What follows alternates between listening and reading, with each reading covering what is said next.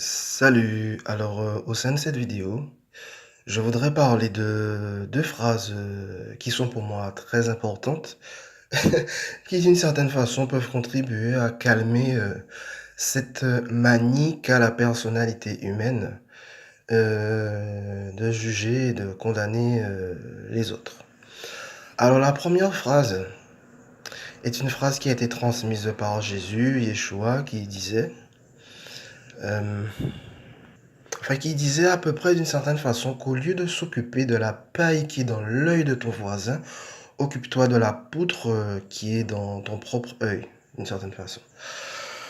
Tout simplement pour dire que, voilà quoi, c'est ainsi que fonctionne la personnalité au sein de ce monde. Il y en a beaucoup, beaucoup, beaucoup, beaucoup, beaucoup, beaucoup de personnalités dont le fonctionnement est, on va dire entre guillemets, de se considérer comme des fleurs, comme des innocentes fleurs bleues qui n'ont pas d'ombre, qui n'ont aucune imperfection en elles, et qui d'une certaine façon se placent sur un piédestal et se mettent à juger, condamner, juger, condamner les ombres et les imperfections des autres. Voilà.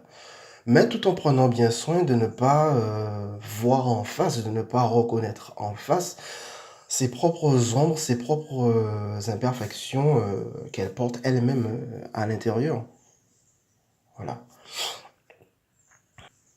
Puisque, étant donné qu'au sein de ce monde d'ombre, ce monde qui a été falsifié il y a très longtemps, étant donné que qu'au sein de ce monde, la perfection n'y existe plus, et encore moins au sein du fonctionnement de l'humain.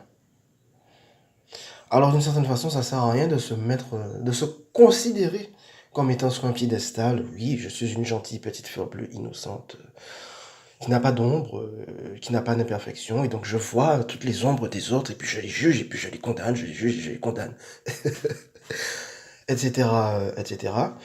Qui rejoint la phrase que je disais tout à l'heure de Jésus, disant que voilà quoi, cette manie de voir la poussière dans la paille de l'œil de ton voisin, occupe-toi plutôt de ta propre poutre, tes propres ombres qui sont à l'intérieur de toi. Voilà, tu vois les ombres des autres, tu vois les imperfections des autres, mais est-ce que tu reconnais, est-ce que tu as l'humilité d'accepter de reconnaître tes propres ombres, tes propres imperfections que tu as en toi? Car nul n'est parfait au sein de ce monde. Voilà.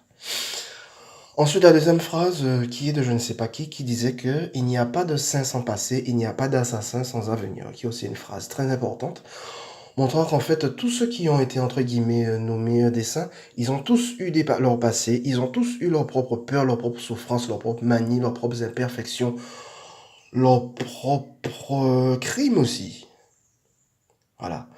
Mais qui font qu'au bout d'un moment, arrivé à une certaine période de leur existence, eh bien, voilà, quand ils se sont tournés vers l'amour divin, ils sont morts à eux-mêmes, ils ont accepté d'être totalement emportés par ce feu d'amour divin, et puis, ils sont devenus ceux qu'ils sont devenus. Voilà. Et ensuite, la phrase disant il n'y a pas d'assassin sans avenir, ben, qui rejoint justement la phrase disant qu'il n'y a pas de saint sans passé, tout simplement parce qu'en fait, qu'aussi, quels que soient les crimes les plus odieux, les plus terribles, les plus abjects qui puissent être causés au sein de ce monde, il n'y a pas de condamnation éternelle dans un quelconque feu d'enfer, brûlé, torturé éternellement. Non, ça c'est ce que la personnalité humaine croit, issu de ses propres programmes parasites inscrits dans son propre mental. Parce que l'amour du divin, pardonne toujours et donne toujours la possibilité de rédemption à tous, à toutes les consciences, quel qu'ait été leur plus abject crime, quel qu'ait été leur plus odieux agissements. Voilà. Donc en réunissant ces deux phrases, voilà, au lieu de voir la poutre, au lieu de voir la paille qui est dans l'œil de ton voisin, occupe-toi de la poutre qui est dans ton propre œil. Plus la phrase, il n'y a pas de saint sans passé, il n'y a pas d'assassin sans avenir. Tout simplement, comme je disais au début de la vidéo, quoi, pour calmer d'une certaine façon cette manie de jugement et de condamnation, entre guillemets, éternelle, inscrite dans le fonctionnement de la personnalité, pour dire que voilà, comme je le disais, ce monde est un monde d'ombre, ce monde a été falsifié, donc nul n'est parfait au sein de ce monde. Tout le monde est rempli d'imperfections, tout le monde est rempli d'ombre au sein de ce monde, et donc ça ne sert à rien de s'imaginer condamner éternellement quelqu'un à rester éternellement comme ça. Non, puisque l'amour divin offre la possibilité de rédemption à tous et à toutes. Voilà. Donc, et heureusement. Donc, c'est ce que je voulais transmettre par l'intermédiaire de cette vidéo, quoi. Qui sont pour moi deux phrases très importantes pour lesquelles j'ai eu l'impulsion à pouvoir à en parler au sein de cette vidéo, en ce jour. Donc voilà, ce sera tout, merci, bye bye.